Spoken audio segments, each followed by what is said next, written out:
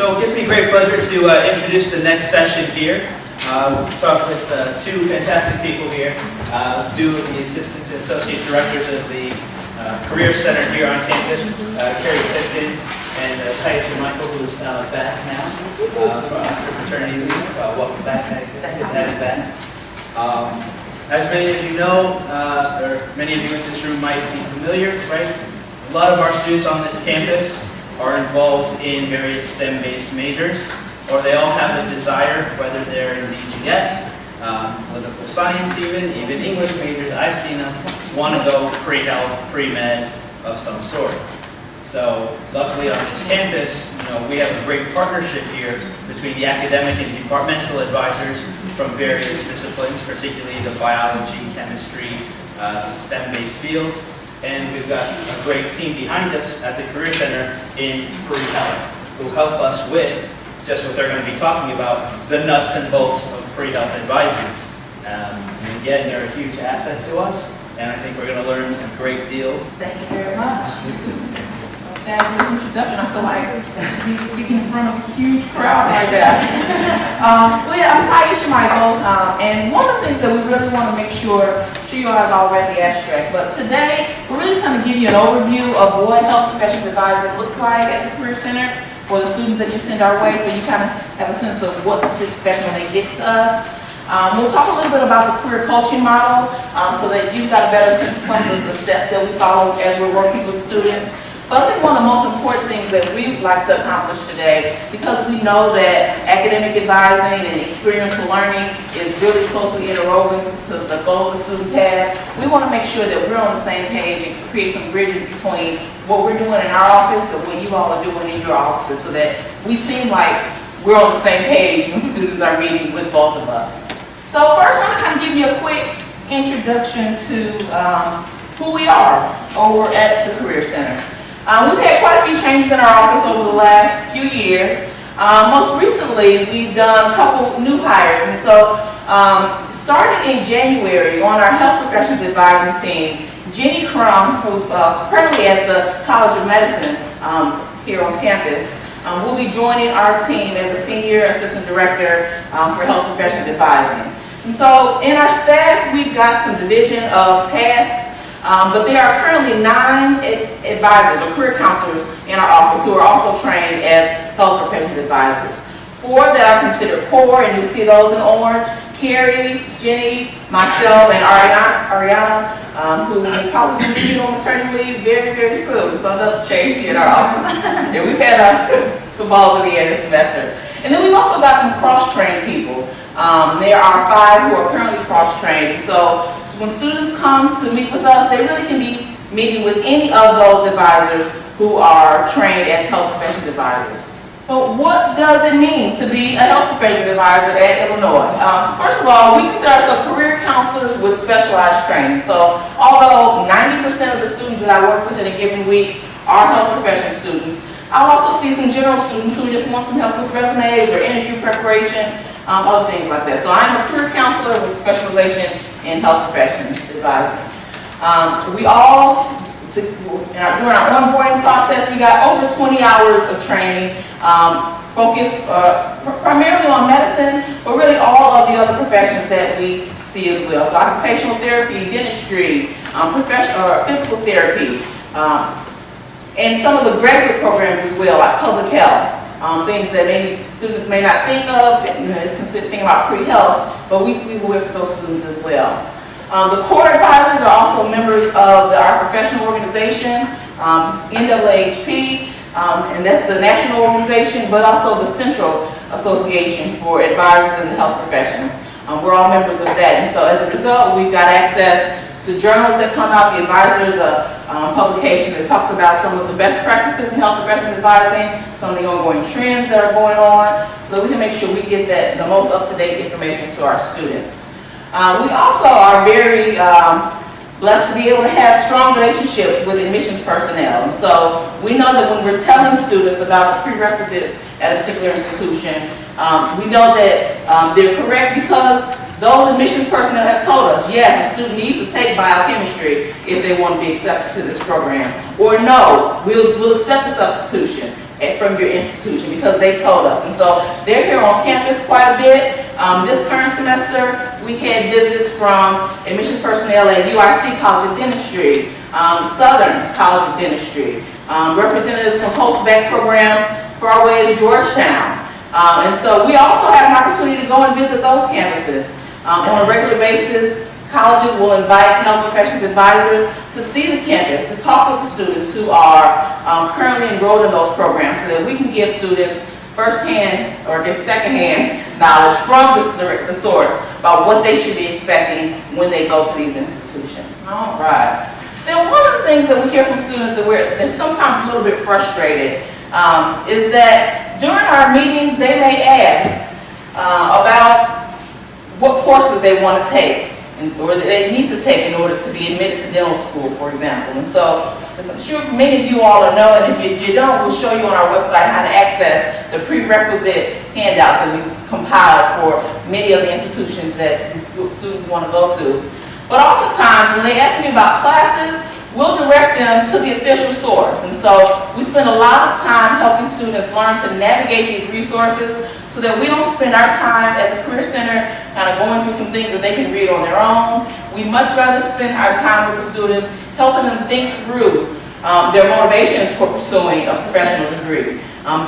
The strategy on ways that they're going to be developing the skills that they need in order to be a competitive candidate for graduate school. How are they going to be telling their story? How can you prove to a professional school that you have the skills that you think you have? And so we'll talk through some of those things with those students. But here's where we go, okay? We always refer students to the official sources for all of the various professions that they need. So this can sometimes be a little bit a challenge or a barrier for students when we sit down and ask them, well, what do you want to talk about today? And they just say, tell me what classes to take. And we'll say, okay, well, before we get there, let's talk about some other things. But we always go here for the official source. And then some of the services that we offer for health professional students, we try to offer a variety of services in a variety of ways. I really don't like microphones, so sorry. So in terms of kind of the group, the best way to stay in touch with our office is to sign up with Health Careers Chronicle. And so students can sign up for that, advisors can sign up for that, and that way you can just copy and paste content from our Health Careers Chronicle into your newsletters that you send to students. We sometimes copy and paste content from your newsletters into Health Careers Chronicles, so it's a nice way to just kind of make sure we're covering all our bases, and then hopefully students who get both of those emails will see some of the stuff twice, and it will sink in. So please feel free to sign up for that. There's a link right on our homepage, Connect With Us link, where you can sign up for that, as well as our general career email. We have a workshop series. Our Health Professions Wednesdays really focus on developing strategies and skills, so we'll talk about topics on strategies for finding research.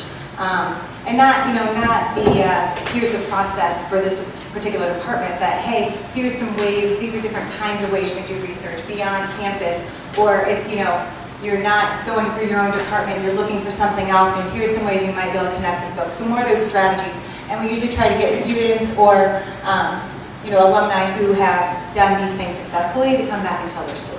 So, and we might do something on taking a gap year. So a lot of students are like, oh, I got to apply right now because I have no idea what I would do if I had to take a year off before I go to school. We'll do something like that.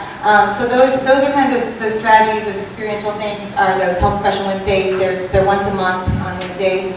The topics are always in our semesterly flyer. And then we do application preparation month in April. So we're trying something new this year. We'll see. Rather than doing 2 big workshops that cover the whole process from initial application to personal statement to secondaries, we're going to try to break it up and compartmentalize it a little bit and really focus on personal statements and writing your experiences section as one thing. And the nuts and bolts is another thing, so that students can come. Hopefully they'll come to all 4, but they're not maybe so overwhelmed with information, or if they're a reapplicant and they already know some of the basics, they can maybe just come to that personal statement workshop or something like that. There's pre-professional info nights and the Health Professions Council. The Health Professions Council is something that's pretty cool. Taisha's been very involved in that, as has Ariana. But we asked that there be a representative from all the health-related organizations on campus, and so this is kind of a way for us to connect with all the we call them the pre-clubs, pre-optometry, pre-nursing, pre-PA, pre-PT, pre-pharmacy, or pre-dentistry, all those. And then some of the, the pre-med clubs, some like FINRIC, some of these organizations where they want to do global health.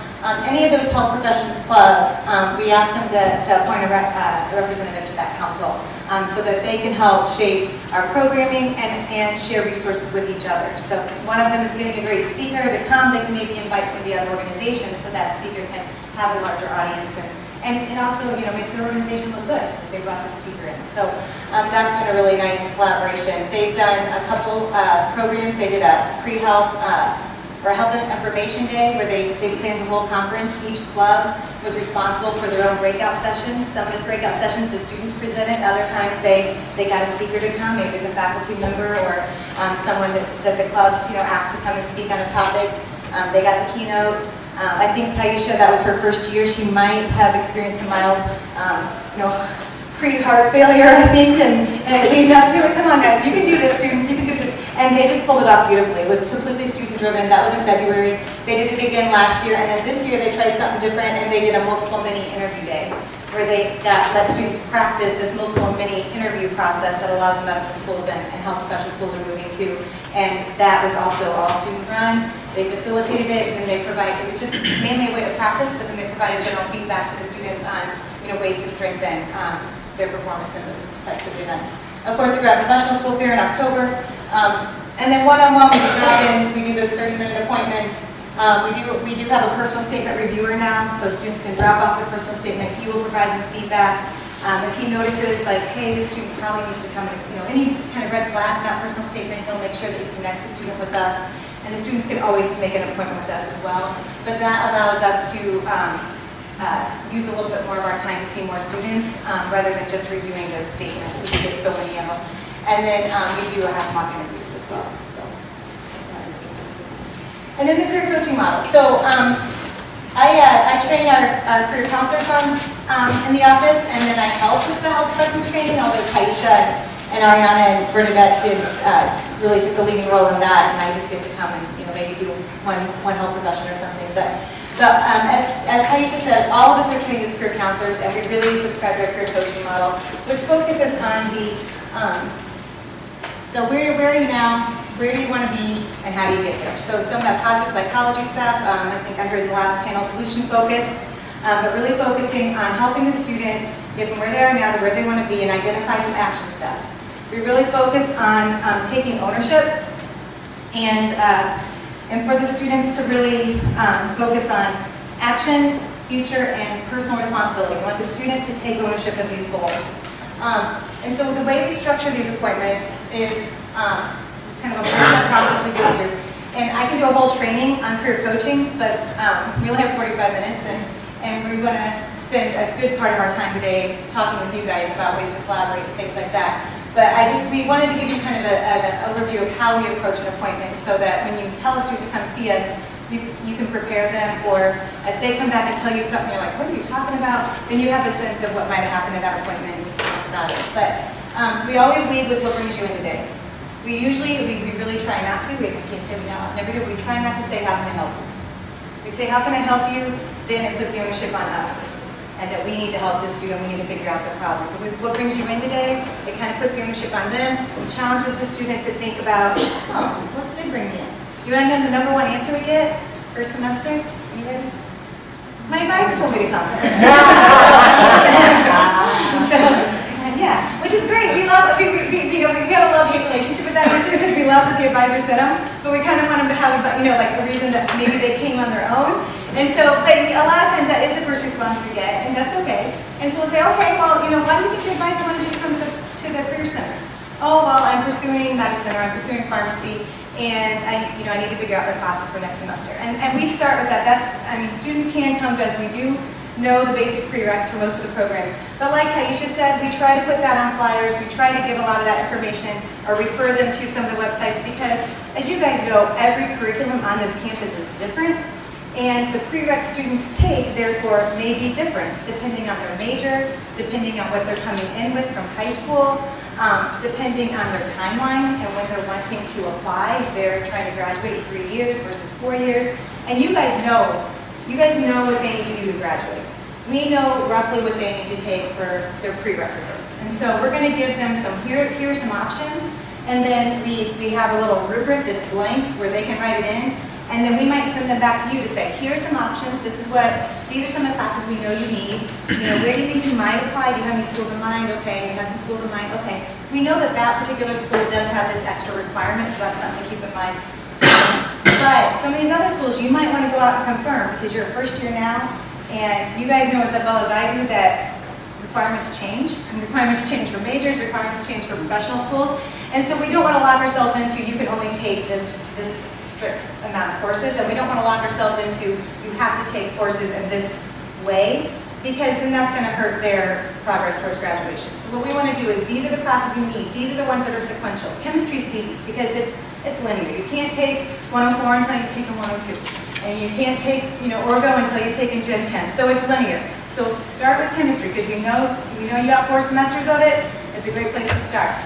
The biology classes, it might depend on which biology major they might be pursuing, or if they're not a biology major, they have a few options.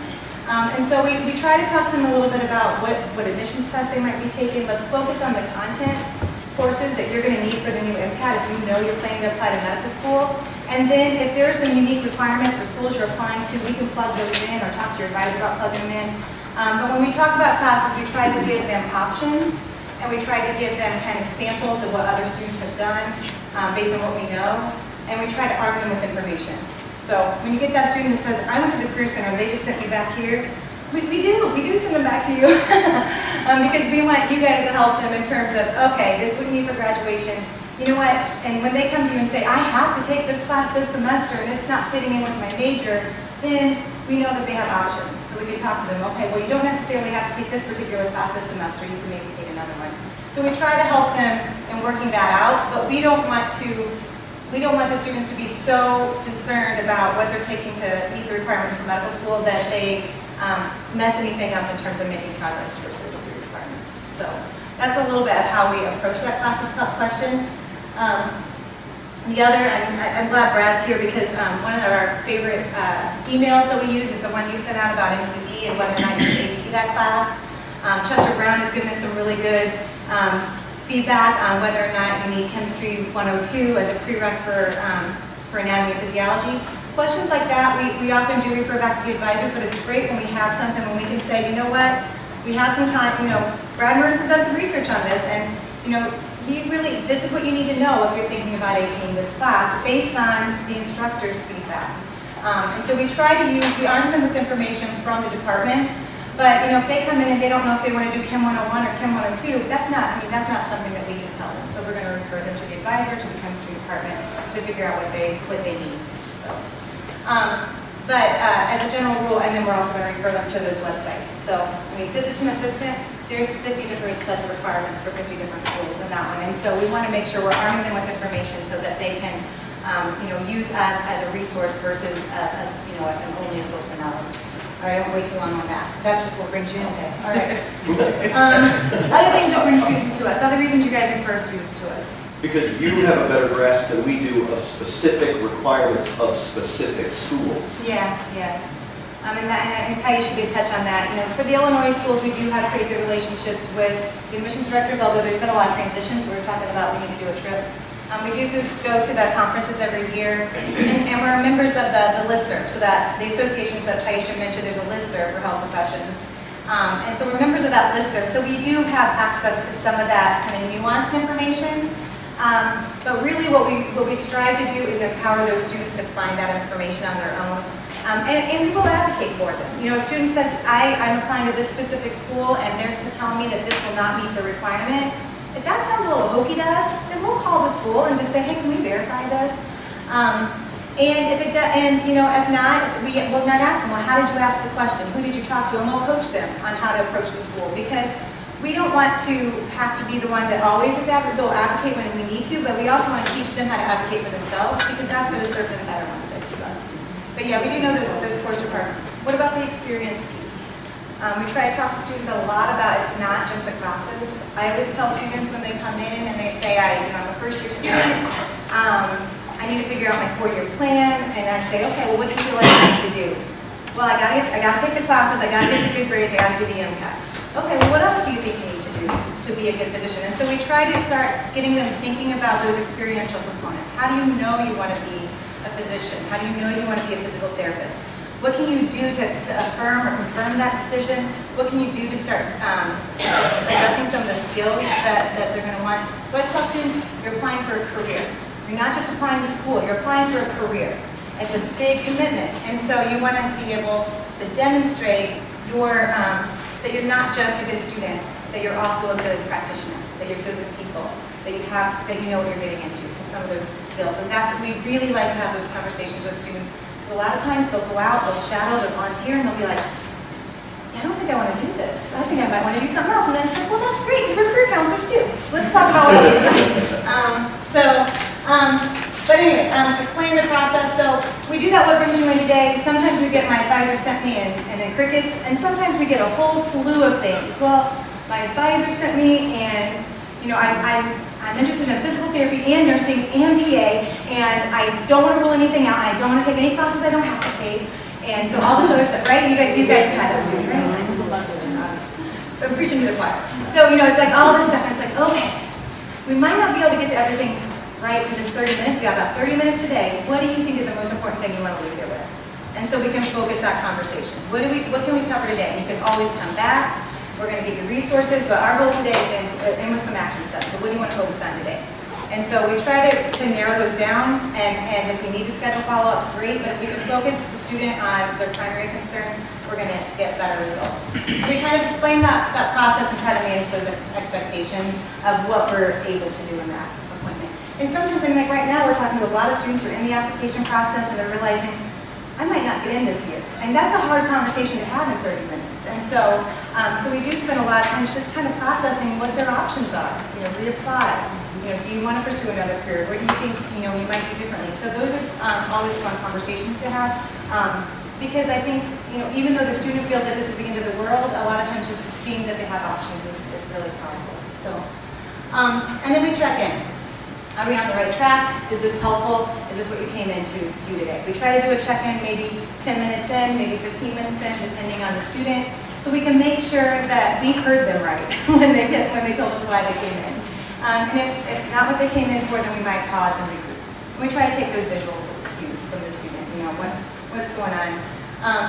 I always listen for shoulds. So when I say what brings you in today, I hear a lot of I should. Well, I heard I should major in science, but then someone else told me I should not major in science because I should stand out. And then I heard that I should do shadowing, but then someone else told me I shouldn't do shadowing. And, what do you feel like you should do? So there's should sometimes. It's kind of an indicator that maybe the student isn't quite ready to take ownership, and so how can we kind of move them baby steps towards kind of thinking about what they actually want versus what they feel like they're supposed to want. Are we on the right track? Is this helpful? So we talked through that. And then the wrap up. So we summarize, this is what we covered today. I hear you saying that you're really interested in getting experience. We talked about that, that link on the APTA website, the Find Your PT link that you're going to look at and see if there's a PT near your area that you might be able to do an informational interview with. Is that something you feel like you could do? All right, let's put that down as an action step. And then if that student met with me and they come back and meet with Taisha, after break, then she can look at that and say, oh, it looks like you're going to meet with the PT, how'd that go? And then she can check that off, that they completed that action step, and we can go back and look at that. So we can see if they're moving forward. But that's kind of how we structure our appointments. We really try to get the ownership on the students. And hopefully that helps kind of you guys too in understanding. And feel free, like I said, I could do a whole session on this stuff. Go ahead. Do you guys have access to the UGrad Rex system to put your The name? UGrad Rex? I'm going to say no. I don't know how people would feel about, how the advisors would feel about that and how that would be, but it seems to me, it just occurred to me when you said that, that it might be, we might want to start a discussion about this, because it might be useful for us to have access to that kind of, notes on that kind of conversation that you have with students.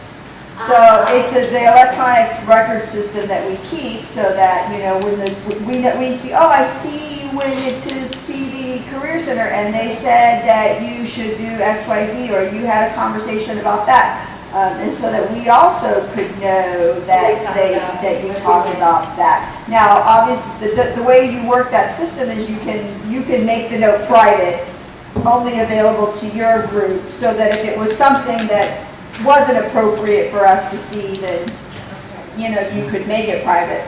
But if it wasn't, and it was something that you felt the academic advisor would be useful for the academic advisor to know, you could put a note in the system.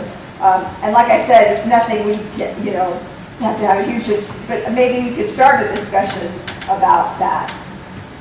Until that happens, one thing that might be great, because I know it takes a long time for anything to really happen here, right? But even just ask, you know, when you left the Career Center, what were your action steps? Yeah. Because we try to really make sure that students, we don't tell students what to do next, they tell us what they're going to do next, so that they are not only writing those things down for themselves, but also they're more likely to remember something that they've said they're going to do versus something that we told them. Well, and I want somebody else to say something.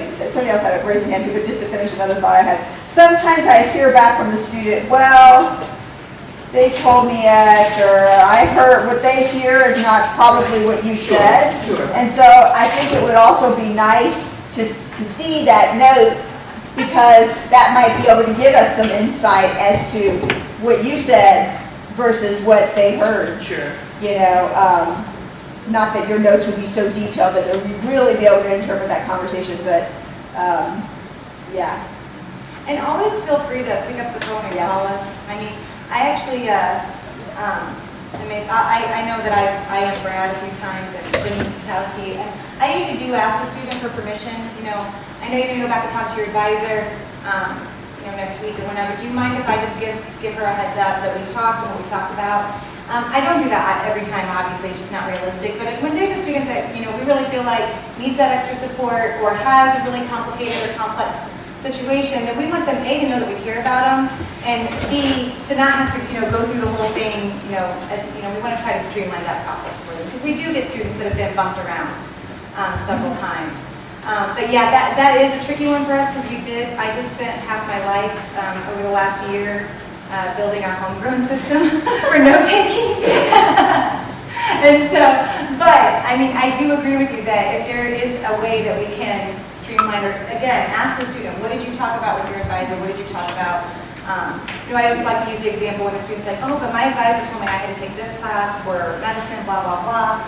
And if you dig deep enough, sometimes you find out, oh, no, your advisor told you that because you told your advisor you were pursuing a minor. And that's required for the minor, you know, and so, I mean, I think those conversations between us help us navigate when, but that's not necessarily something that I would have put in the notes, but it does help us navigate when there's that miscommunication. Because I think the students do struggle with major requirements, gen eds, you know, prereqs and all this stuff. I mean, it's just like I have to take these classes, they don't get all the nuances. Patricia, you want to say I was just going to add that we've started doing a lot started because we've done it for a while with new grad recs. And so like if the advisors refer a student to me, I can see what they specifically talked about, and it actually has helped. I don't use it all the time, Right. so you can still use your in-house system, but I use it in certain cases where I feel like the advisors need to know what we talked about. I think that's great. Yeah. You could actually, Yeah, we wrote it down. So what you can do is just actually cut and paste from your note system sweet. into this one only when you think it's necessary. Yeah, okay. Yeah, I mean, I think that's great, because it is kind of a pain, you know, I write the notes and then I send the emails. Or to you the can cut professor. and paste it into an email and send it. Yeah. And then put that on your. Yeah, but this is probably more So complicated it is now, fairly, right? So, okay. Yeah, we'll definitely look into it. I could bet talk to you offline. I would love to talk to you about that. So, and I think that was kind of the end of our kind of formal presentation. We really wanted to kind of talk about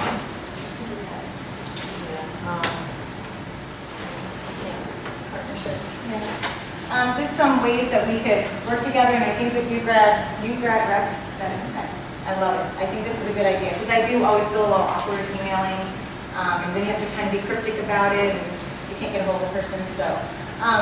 So yeah, I think ways for us to communicate are great. Like I said, any information about courses and prereqs and stuff like that, that's going to be stable for a little while, is helpful, not because we don't really want to advise students, but if we can just say, yes, this is what we've heard from the instructor of the class, and give them just a little basic information and then send them back to you, then they can digest that a little bit and then have the conversation with you guys about whether they should be on the class or you know, whether they should take it and that kind of stuff. So any of that information is really helpful to us. But what would be helpful to you guys for us? Or what do you need to know, or what could we do to make your jobs easier for your pre-health students?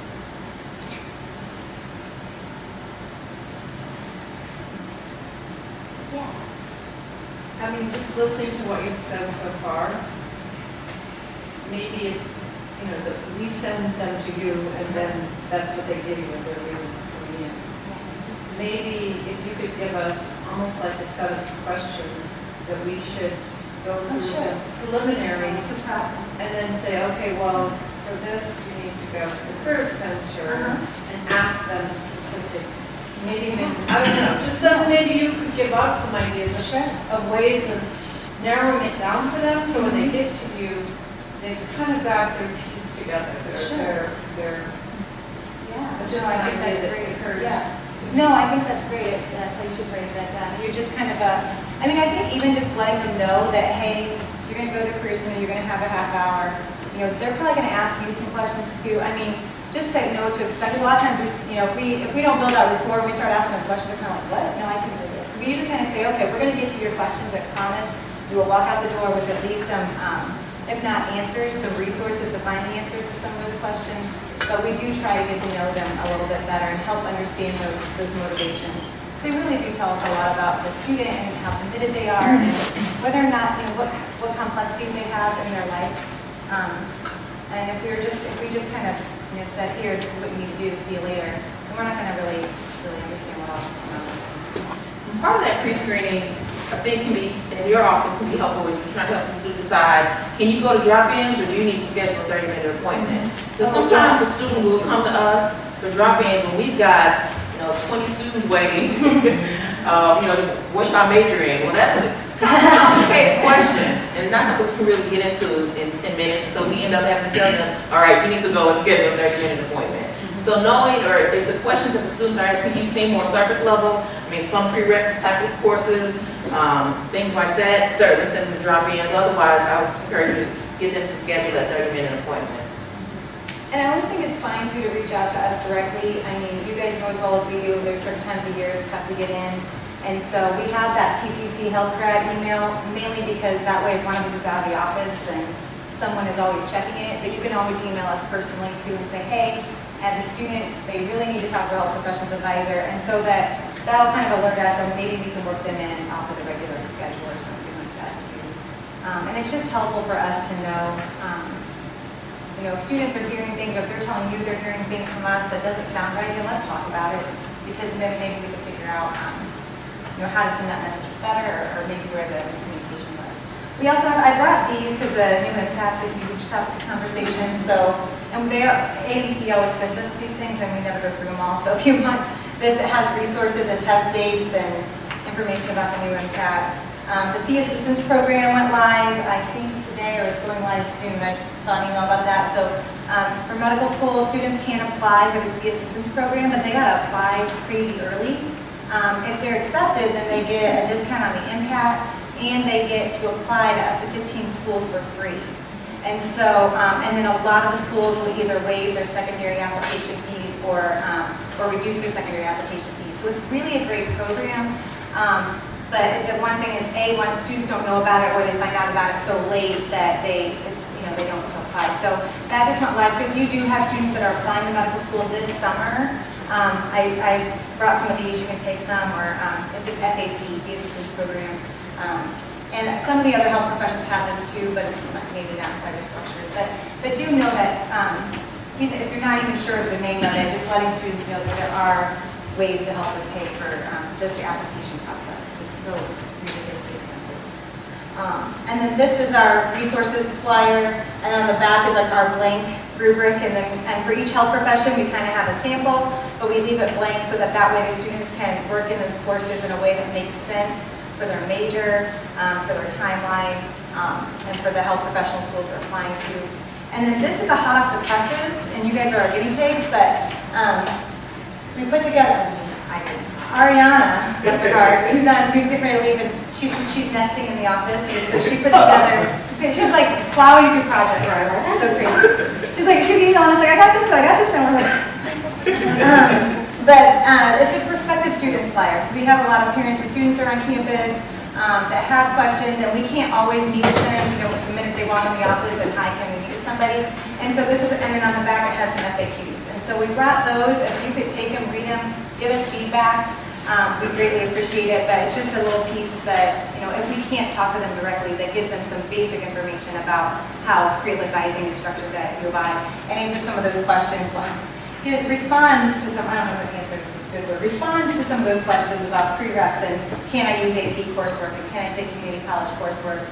There's some responses to those kind of commonly asked questions on that. You'll also see some parallels to these new flyers on our website too. That's kind of been in development as well. So don't get surprised like I did when I wanted to show a student section of the website and it's totally different. But yeah, if you've got feedback on anything that you see on our website, any of the print flyers that are going out to our offices, we saw a lot of you all this summer, and you all know that many of those things have been updated now. Please let us know. We've, been told by academic advisors that we've got some mistakes on some things, and so don't feel like you're stepping on our toes. If you see something that's wrong, please let us know. We want to make sure that the information we're giving to you and to students is accurate. So stay in communication with us. And then anytime we have visitors to campus, we send that out in the Health Careers Chronicle. UIUC College of Pharmacy comes at least, usually about once a month. It's been a little bit fewer times this semester. We had some conflicts, but the Navy's always here. University of Chicago usually comes. And then we have the optometry dean's night, dental dean's night, PTOT that we partner with some of the clubs on. And so any of those events are open to advisors too. If you happen to have, I know Carol Pipkins isn't here, but she's seen our dog on the show. But she has a lot of occupational therapy students and things like that. And so, I mean, if any of those, please come to them. If you see in the Health Careers Chronicle that an admissions officer is going to be on campus and you want to try to connect with them, then let us know and we'll try to, help facilitate that. I know Tom has done some brown bag. He's the, I don't know what his title is, Assistant Dean for Student Affairs at the UIUC College of Pharmacy, and he's done some brown bag sessions for academic advisors and things like that. So we want you to send your students to us, but we also, it's not like, no one else can do this. It's secret knowledge. We want to share, anything that's going to help you share resources with students, we want to do that. So we got UI, grad, what is it called? Grad. Yes. Grad. And we got, there's one other thing we guys told them. Oh, yeah. Yeah. Oh, yeah. What to tell them was what for. I think that's something. On the FAQs, actually. So we've got just a couple more minutes. Are there any last comments, questions, concerns that you all want to share with us that might help our relationship in serving pre-health students? I just have a question on what your approach is. So I'm sure that you're familiar and upset with this scenario because we see it a lot. So here's my GPA, here's my MCAT score, I've got 100 hours of volunteer experience. Am I going to get in? Yes. They want you to tell them that they're either going to get in or not going to get in. We cannot answer that question. What is your, how do you start that conversation? Very often, first of all, very often we'll just turn around on the students. Tell me what your strengths are as you're approaching the situation. Where are your weaknesses? I've known you 5 minutes. You've known you 20 years. So it's a perspective, on this. And so as they start to tell me where they're strong, then I'll just encourage them. All right, now let's figure out ways we can highlight this in your application. As they tell me places where they're weaker or have some deficiency, let's come up with a strategy between now and June on ways we can start to build in some more competency so that when you do apply, you'll be ready. Or there might be the light bulb for them to realize, you know what, maybe I'm not ready this summer. Maybe I need another year so that I can actually shadow a physician before I apply to medical school. What do you know? So yeah, just turning it back around on the students is often how we And I approach. also think that, I'm sorry, I don't know what to, but to piggyback on what Taisha's saying, a lot of times I think they think of those concrete things. I think I need to improve my MCAT score. I think I need to okay, that's great. It sounds like you have a plan in place and you're studying for that MCAT. What else do you think you might be able to do to strengthen that application? And trying to get them to think about those experiential components, developing those leadership skills, communicating their accomplishments, and being able to talk, establishing relationships with faculty and advisors and people that might be able to help them along the way in terms of recommendation letters and experiences. Sometimes it's so easy to just focus on this one thing that I can't do anything about right now. It's like, well, I need to get my grades up. Well, it's break right now. So what can we do during break? And you're not going to get your grades up, between the semesters because your next semester classes haven't started yet. So I think trying to get them to focus on things they can do now versus worrying about things that they have no immediate control over. But it's hard. We get it all the time. We do. And we do kind of joke a little bit. Sometimes they appreciate it. So one thing I try to get the students to do is do the informational interviews and the job shadowing. But the question I have is, I tell them, talk to your parents, talk to their friends. But what I'm wondering is, are there also, I was thinking that I heard somewhere that you also have alumni that have offered to do this with our students. Is this true or not? And could you, how? I wouldn't say in a structured format. I would say that we do try to keep in touch with alumni, and like there's Health Professionals Wednesdays, Pizza and Professional, things like that we bring back, recent alumni and stuff to talk to students. But we do talk to them about strategies because we do not have the capacity to be able to do like a shadowing program or mentoring program. There's thousands of students. But we try to talk to them about strategies beyond. If they don't go on their immediate network, can they use LinkedIn? For physical therapy students who want to do physical therapy, if you go to APTA, there's a Find a PT link at the top of the page, and you can search by zip code. And it has their contact information, it has an email usually, and so we'll brainstorm other ways that they can connect with people if they don't have a personal connection, because a lot of them don't have a personal connection. And so we do spend a lot of time talking through not just ways to find people, but then ways of approaching people. And so then when they come in to you, what they should say is, when you say what brings you here, I would like some strategies for how to find a job. Yeah. So and then if they say, I really want to shadow somebody, then we'll talk about the strategies. But it's just, I think we're a pretty highly competitive institution, and a lot of the smaller schools might have a structured, shadowing program because they have 20 crewmates. Right. But they don't. But yeah, that's what we do. We try to help them think beyond immediate. Sending them on a goose chase to send them to you. No, not at all. We would love to talk to them about ways to network. Absolutely. But if we're going to help them find the strategies, we're not going to tell them, go call Carol. Right. So, just in terms of managing expectations, that should be clear, that they're going to help you figure out a way to get in touch with a professional who you can then go and check out. That's helpful for you to know that it's not a formal program, it's just... And that's something that we could, tag team on too. And then when they meet with you, did you talk to the Career Center about reaching out to somebody? Did you reach out to anybody? How'd that go? Right. And depending on the student, usually just kind of giving them some brainstorms and helping them brainstorm is good enough. But sometimes there's a lot of barriers, and so it just kind of depends. And we have been known to we'll go the extra mile because we really need a lot of help. Well, we are out of time. If you don't have our general email address, this is it here, cc-healthgrad@illinois.edu. You check it several times, 1 hour. And we will be following up with Patricia on that whole talking to each other thing. And please, anytime you want to come in and meet our staff, or if you want to do one-on-one, or want to come talk to your interlevel classes, I think that. Thanks for coming.